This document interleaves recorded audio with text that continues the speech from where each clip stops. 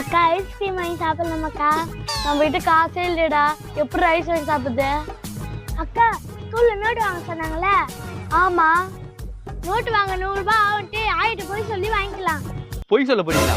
சின்ன பசங்க இப்படி பொய் சொல்லி ஏமாத்தலாமா? நீங்க பேசுறதுனால வீடியோ வச்சிருக்கிறேன். அடிங் அடிங் வாங்க ஐயா கிட்ட போலாம். மா மித்திரன் ஸ்கூல்ல நோட்டு வாங்கணுமா? நோட்டா? ஆமாம்மா, நோட்டு வாங்க 200 ரூபாய் வா குடு. ஏய், நோட்டு வாங்கணும்ல, 200 ரூபாய் ஆகும்ல, சொல்லு. ஐயா நோட்டு வாங்க 200 ரூபாய் குடியா. 200 ரூபாய் எடுத்துனே 300 ரூபாய் தந்து கொடு.